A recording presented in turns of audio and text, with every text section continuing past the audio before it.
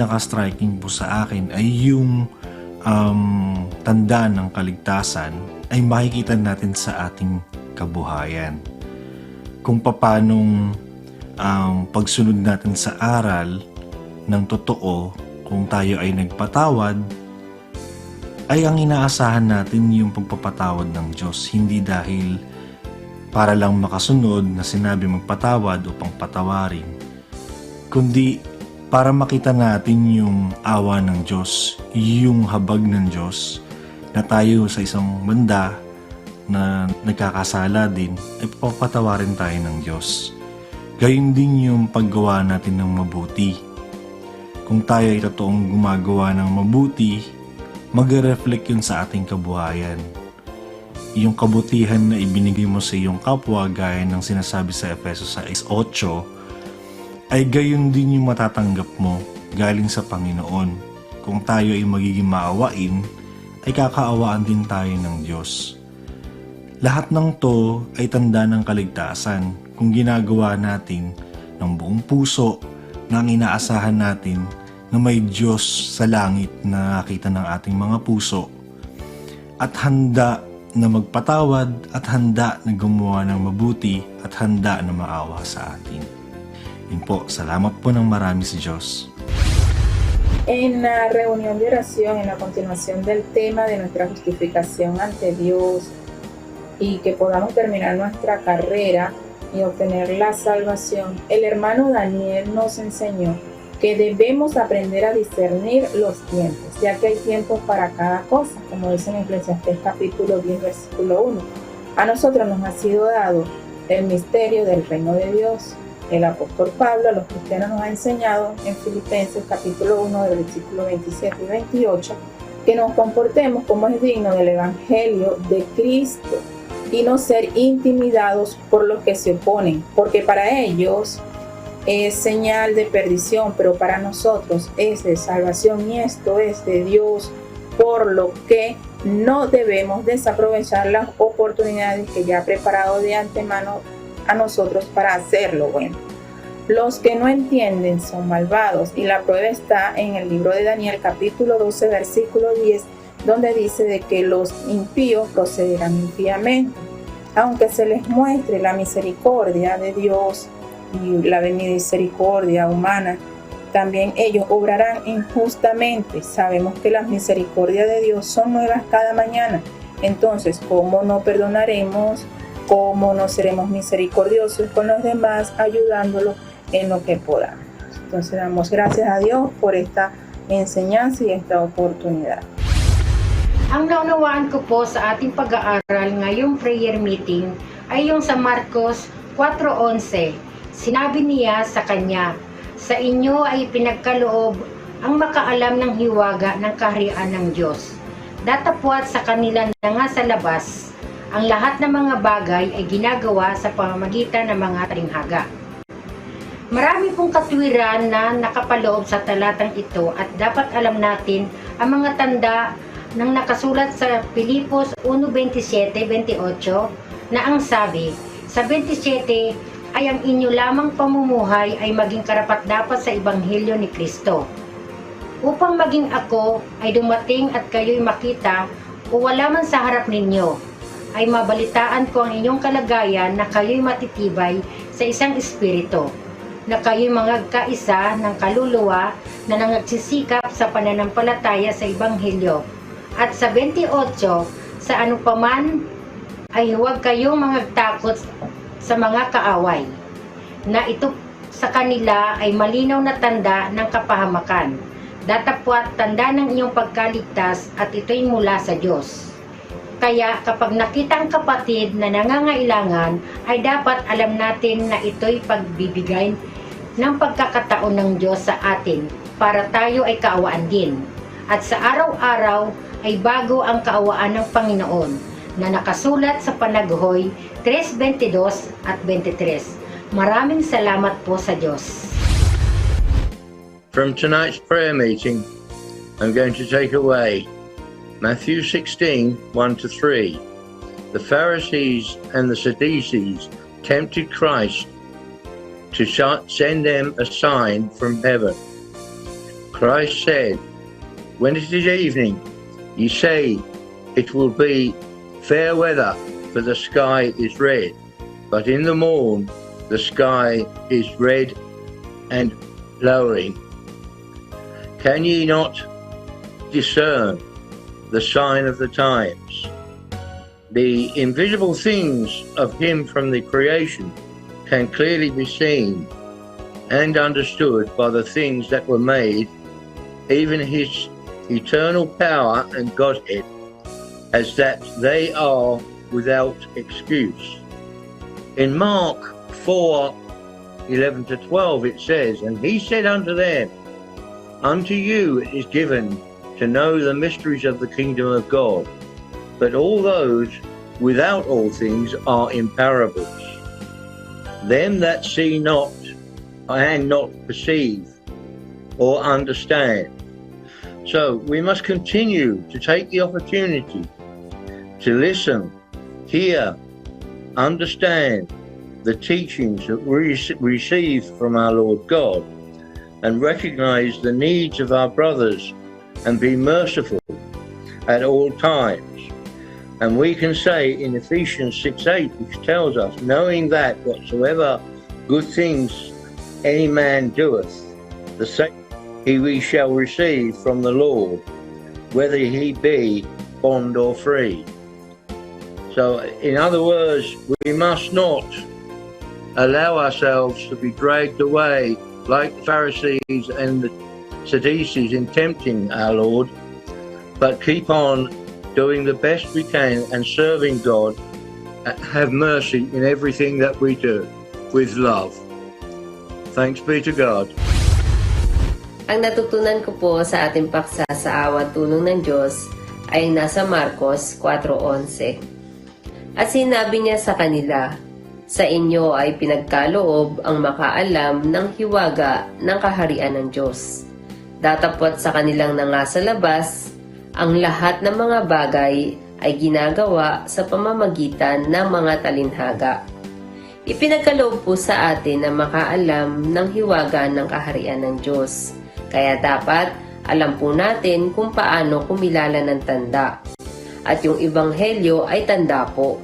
Tanda po ng kapahamakan sa mga hindi nagsisisampalataya at tanda naman po ng kaligtasan sa mga namumuhay ng ayon sa ebanghelyo.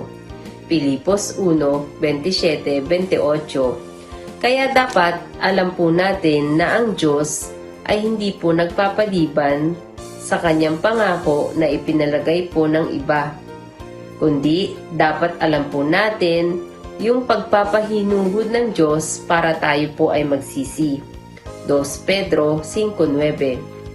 Dapat makita po natin at mamalas ang awa ng Diyos, at dapat maunawa po natin na hindi niya po ibig na ang lahat ay mapahamak, kundi ang lahat ay mga ligtas. Kaya dapat bawat pagkakataon na ibinibigay po ng Diyos para tayo maawa at para tayo makagawa ng mabuti, ay i-grab po natin yung opportunity. At dapat lumalakad po tayo ng may karunungan at samantalahin po natin ang panahon na ibinibigay po ng Diyos sa atin. Colosas 4:5. Salamat po sa Diyos. Bueno, lo que entendiste hoy día en la reunión de oración, el tema muy maravilloso. Dice que los saduceos y los fariseos le pedían señales a nuestro Señor Jesucristo, lo estaban poniendo a prueba, pero ellos no recibían porque, como dice en Filipenses 21:27, solamente os convertéis, como es digno del Evangelio, a Cristo, o sea que vaya a verlo y que está ausente e unánime en la fe del Evangelio.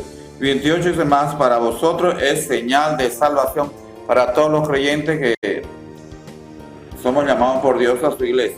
Y como dice Daniel 12:10, dice, los impíos no comprenderán, los impíos se van a portar más, los impíos no sabrán, no harán justicia, a pesar de lo que las personas buenas le van a tener misericordia con ellos, pero ellos no, seguirán en su maldad.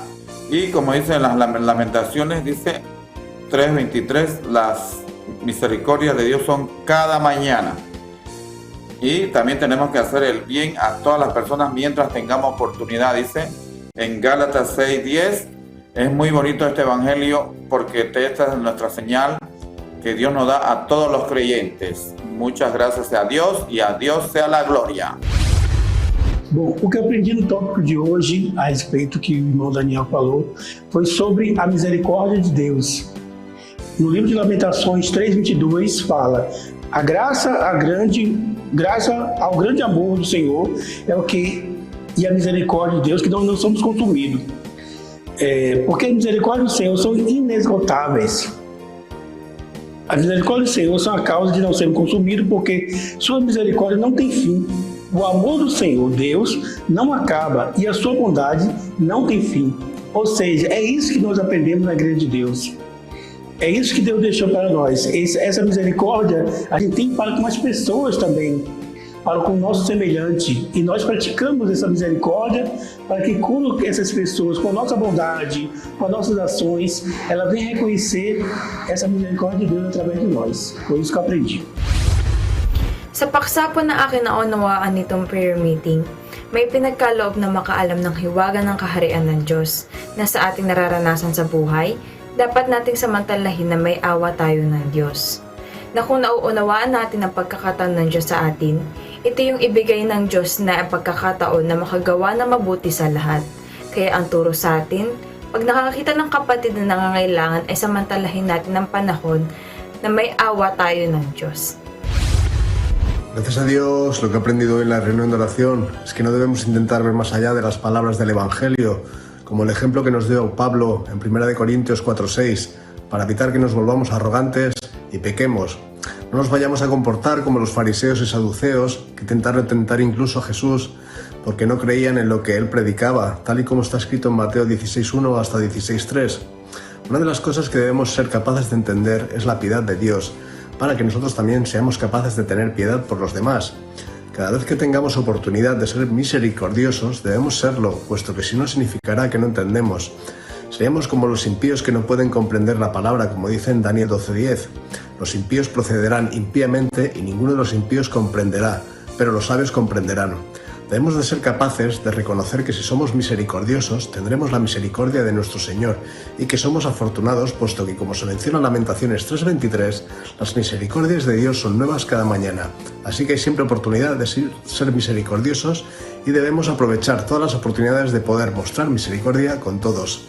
Miren, salvamos a Dios. We have learned in our prayer meeting that God, who is invisible, are showing us a lot of proofs and evidences in which you cannot deny the facts about His existence through the things that was created and which are clearly seen, as is stated in Romans 1:20. But if you are only making an excuses just like to those who did not like to retain the God in their knowledge, God gave them over to a reprobate mind to do those things which are not convenient. In the same manner of what was written in Matthew 16 verses 1-3. In these verses explains that these hypocrites, they can perceive and they can discern signs of the sky, which are earthly related things, but how come if the Lord Jesus Christ will also speak with them in the same manner regarding earthly things, in which apparently they should recognize it, but they still don't believe in Him? Why? Because the reality, they deny Him. They don't accept Jesus Christ. That is why Jesus Christ says unto them in John 3:12, if I told you earthly things, and ye believe not, how shall ye believe if I tell you of the heavenly things? So it is a truly manifestation that they don't have faith. Even they knew the magnificent creation of God.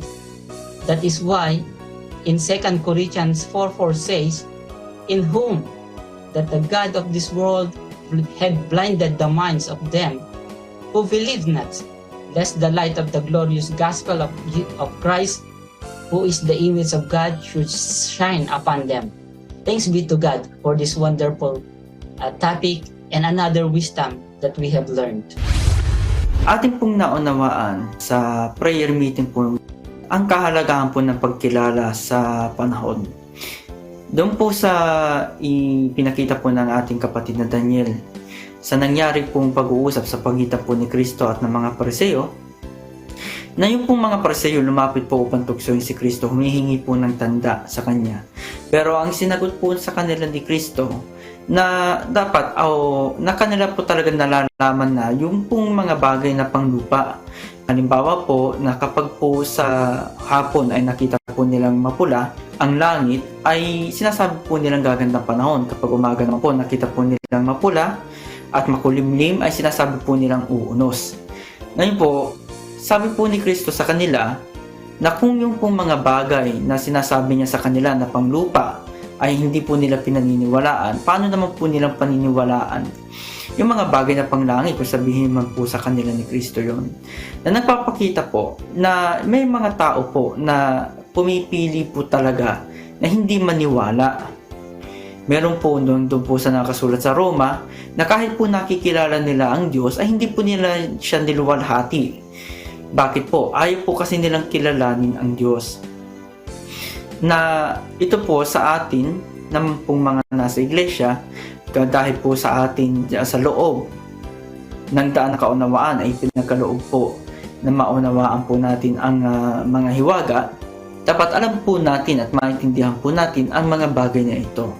Na tuwing po tayo ay pinagkakalooban ng pagkakataon mismo ng Diyos upang gumawa po na mabuti, halimbawa po ay upang maawa o upang magpatawad, dapat i-grab po natin yun. I-grab po natin ang bawat pagkakataon. Kasi kung hindi po, tayo po ay mga nakakakita pero hindi po nakakamalas, o tayo po ay nakakarinig pero hindi po nakakaunawa. 私が学べたことは、悪者は憐れみを見せても義を学べていないので悟ることができません。その人の行いに見えます。イザヤ書26章10節にあります。しかし、第2ペトロ3章9節、主の憐れみは忍耐深いのです。そのような悪者がいても誰一人滅びてほしくないのです。主の憐れみを理解できているのなら、主が与えた憐れみのチャンスを差し控えないこと。私たちが滅び失せなかったのは、主の恵みによる。主の憐れみは尽きないからだ。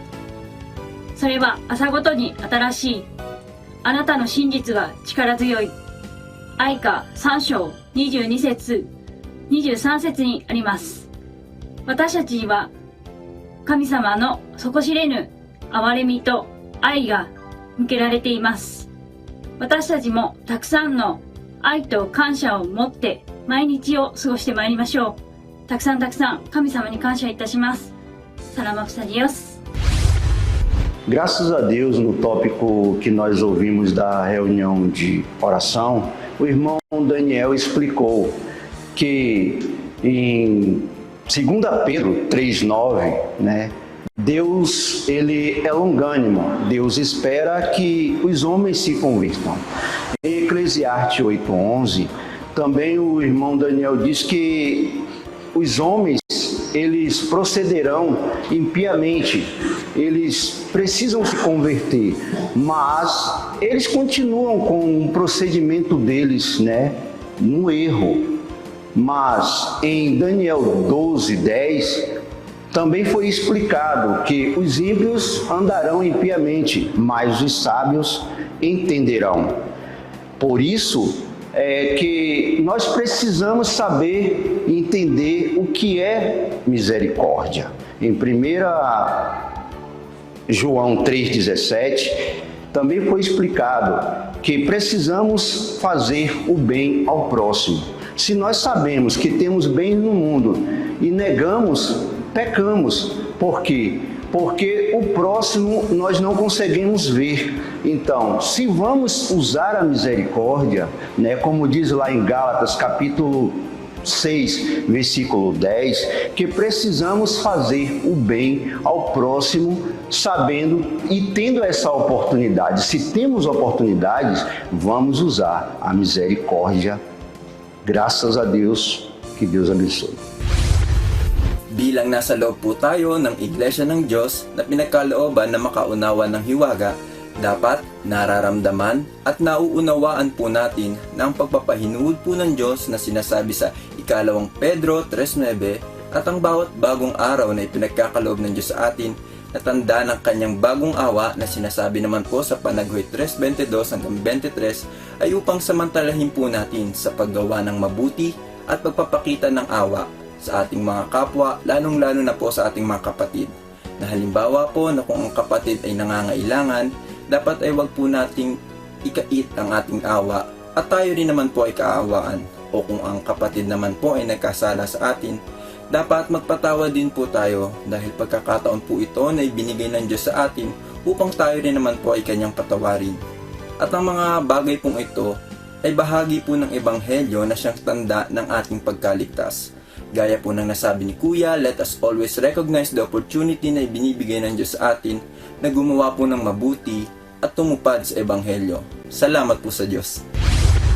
Gracias a Dios pude aprender en la reunión de oraciones con respecto a la misericordia de Dios cada mañana, que está en Lamentaciones 3:22, que si nosotros no tomamos en cuenta que la misericordia de Dios está todos los días en nuestra vida, y el amor y la bondad de Dios a aquellos hermanos y hermanas que nosotros podamos ver cada día, para poder desarrollar los misterios de Dios, y son para nosotros, y hay que agradecer los misterios que Él, para poder entender su palabra, porque como aquellos fariseos y la gente que rodeaba a Jesucristo le pedía también a Él que le enviara señales y que le dijera señales, porque Él también les decía, ¿cómo le voy a dar señales? Si no entienden los de la tierra, no van a entender las señales de los cielos.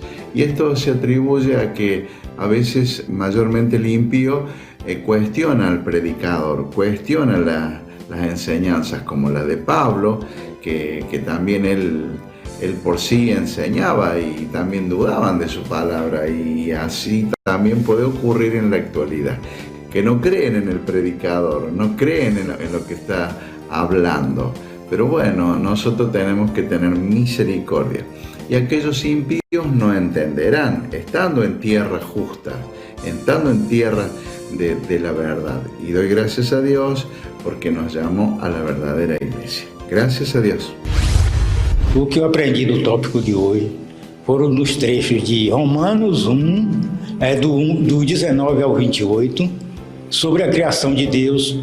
E está tudo que ele criou, está tudo aí para que as pessoas vejam e entendam e saibam que ele existe.